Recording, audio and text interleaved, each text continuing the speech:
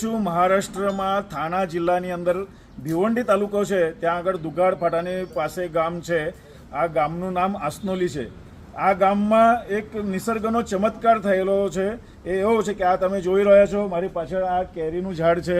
કેરીઓ મોટા ભાગે થયેલી છે, અહીંયા આગળ સારી રીતે કેરીઓ થઈ છે. અને આ જ કેરીઓના ઝાડમાં એક નિસર્ગનો એવો ચમત્કાર થયો છે કે જે અહીંયા આપણે જોઈ શકો છો. આ છે સીતાફળ. અહીંયા આગળ આ ઝાડને તૈયાર થયું છે, સીતાફળ આવ્યું છે.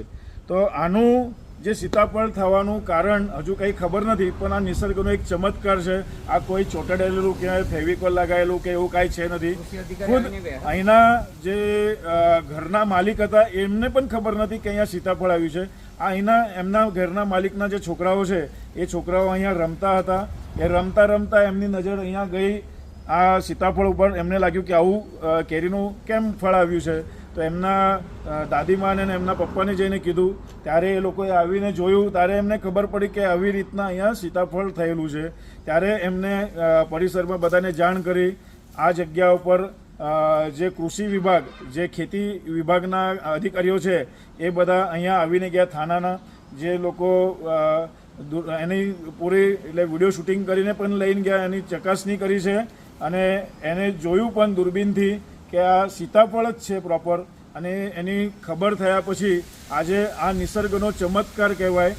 મૂળ વતની આ લોકો છે ગુજરાતના આણંદ જિલ્લાના નાવલી બાજુનું ગામ છે ઝાકરિયા, ત્યાંના વતની છે. પણ ઘણા વર્ષોથી એમની અહીંયા પેઢીઓ અહીંયા આગળ રહે છે, જે અહીંયા વાસ્તવ્ય કરે છે. થાણા જિલ્લાની અંદર જે ભિવંડી તાલુકો છે, ભિવંડી તાલુકાની પાસે આ ગામ છે આસનોલી. અને ત્યાં આગળ આ કેરીનું વિશાળ ઝાડ છે.